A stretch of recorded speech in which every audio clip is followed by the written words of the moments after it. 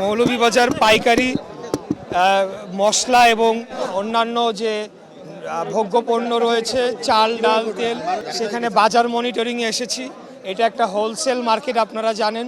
এখান থেকে পরবর্তীতে আমরা বাদামতলিতে যাব, যেখানে ফ্রুটস এবং খেজুর সহ আরও অন্যান্য যে ফল সেগুলো ইম্পোর্ট হয়ে থাকে এবং সেটার পাইকারি বাজার ঢাকা শহরের।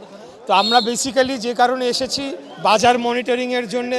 আমরা আগামী যে রোজার মাস এবং পরবর্তীতে রমজান মাস শেষে ঈদ রয়েছে, এখানে আমাদের সরকারের পক্ষ থেকে একটা জোরালো বার্তা রয়েছে, যাতে কোনোভাবে অতীতের ন্যায়, অতীতে যেভাবে বাজার সিন্ডিকেট করা হয়েছে, বাজার সিন্ডিকেট করে বিভিন্ন ভোগ্যপণ্য, বিভিন্ন খাদ্যদ্রব্যের দাম সেটিকে ম্যানিপুলেট করা হয়েছে এবং সেখানে একটা অবৈধভাবে মজুতদারির মাধ্যমে দাম কারসাজি করা হয়েছে, যার ফলে ক্রেতাদের আপনারা দেখেছেন যে চরম ভোগান্তিতে তারা পড়েছে, কিভাবে জিনিসপত্রের দাম বেড়ে গিয়েছিল। আমাদের সাথে ভোক্তা অধিকার অধিদপ্তরের যারা আছেন, যা ডিজি সাহেব রয়েছেন এবং ম্যাজিস্ট্রেট এবং স্থানীয় প্রশাসন ওনারাও রয়েছেন।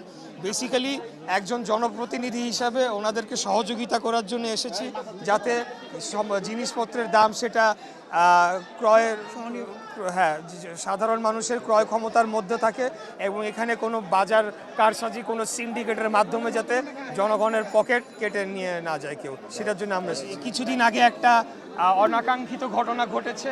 যাই হোক, সেটা দুই পক্ষের মাঝে পরবর্তীতে আলাপ আলোচনার মাধ্যমে মিলমিশ হয়ে গিয়েছে। ভোক্তা অধিকার অধিদপ্তরে ওনারা যে কোনো সময় দিনরাত 24 ঘন্টা আসতে পারেন, এই বার্তাটা ব্যবসায়ী সমিতি যারা আছেন ওনারাও জানেন এবং ওনারা এসে ওনাদের কাজ করবেন। আমরা জনপ্রতিনিধি হিসাবে, জনগণের ভোটে নির্বাচিত একজন